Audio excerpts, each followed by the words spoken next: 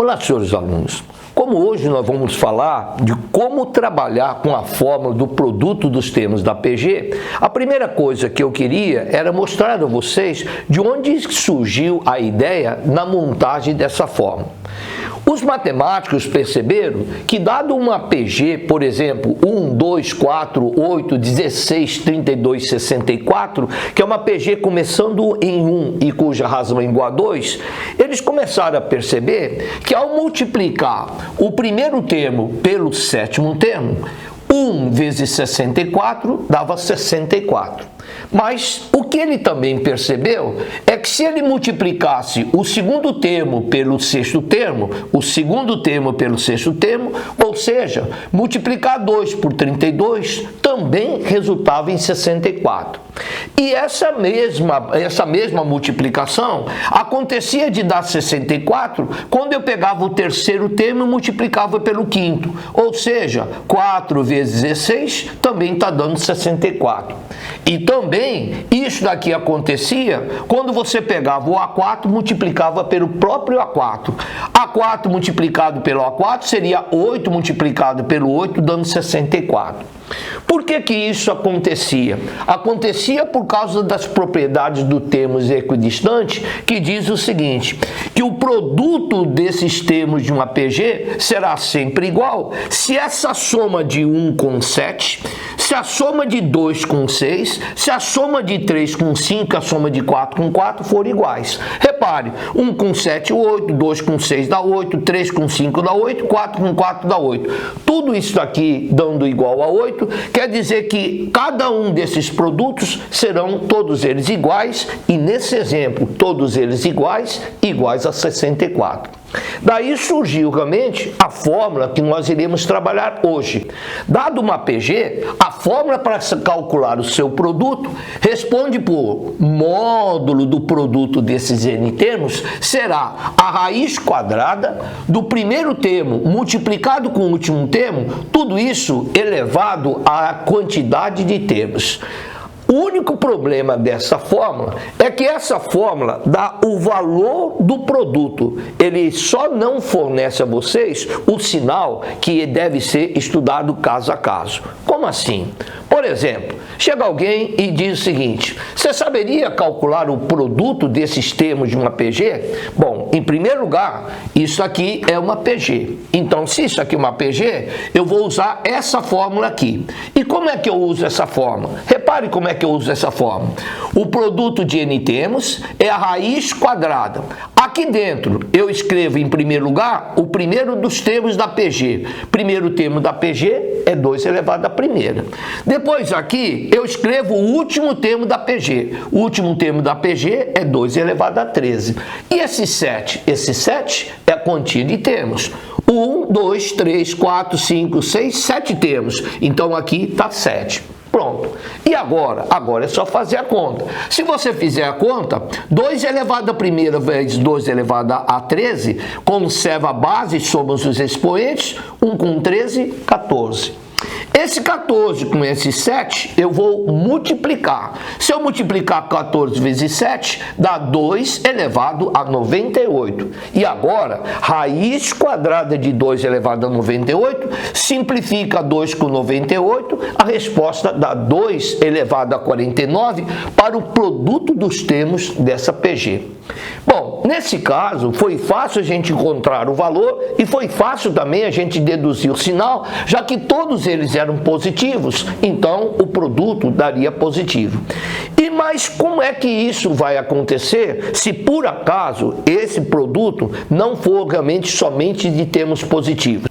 Aí, prosseguindo, chega alguém e diz assim para você: então, já que você está nessa fórmula do produto de n termos de uma PG, calcula para mim esse produto, que é o produto de uns termos da PG. Realmente, de fato, é um produto de termos da PG.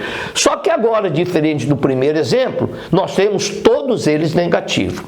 Para saber o sinal, você vai contar os números de negativos. Aí você verifica quantos negativos tem.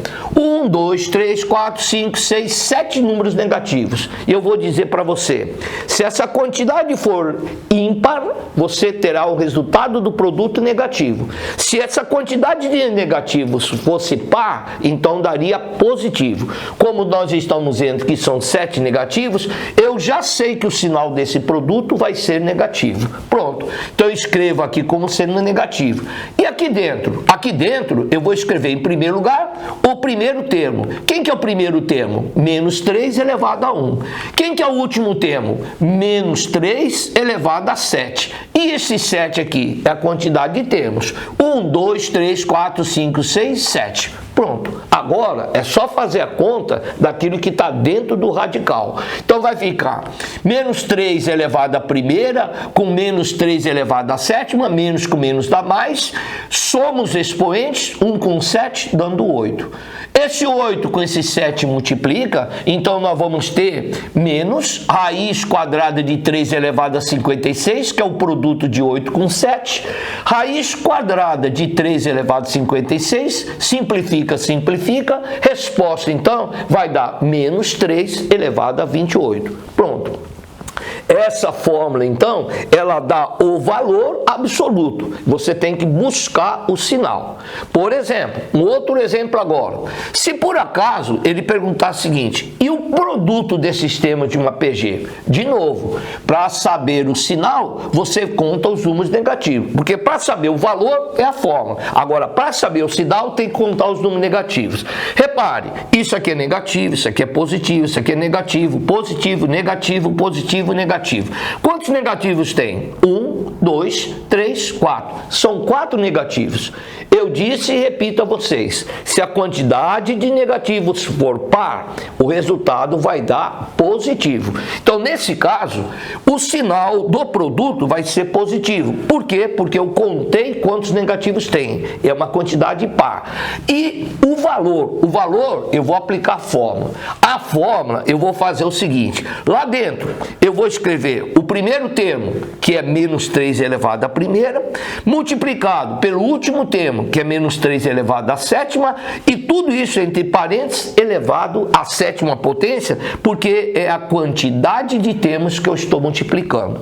Quem fizer essa conta, vai ficar uma conta muito parecida com aquela de lá. 3 elevado a 8 elevado à sétima, que vai dar 3 elevado a 56, simplifica, simplifica, dá mais 3 elevado a 28. Então a diferença entre esse exemplo e esse exemplo aqui, na realidade, é o sinal. Aqui deu negativo porque a quantidade de negativos era ímpar, e aqui deu positivo porque a quantidade de negativos foi par.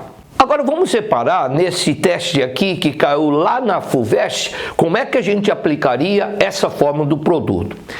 Aqui, lendo realmente o texto da FUVEST, a FUVEST fala de uma PG cujo primeiro termo é igual a 1 e cuja razão é igual a raiz de 2. Entendi. A FUVEST está dizendo que ela tem aqui uma PG, onde o primeiro termo é 1, e de um termo para outro há uma multiplicação pela razão, que é igual a raiz de 2. Então vai ficar 1, multiplicado pela raiz de 2 dá raiz de 2, raiz de 2 vezes raiz de 2 dá 2, 2 vezes raiz de 2 dá 2 raiz de 2 e assim por diante. Essa é PG.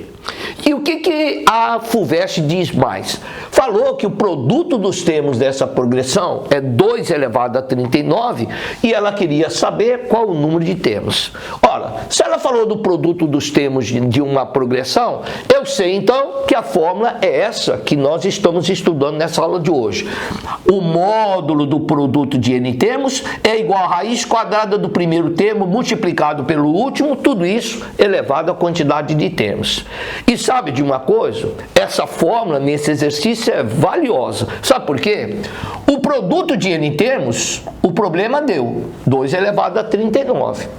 O primeiro termo dessa PG foi dado. O primeiro termo dessa PG é igual a 1. Acontece que a última coisa que falta é você calcular o AN.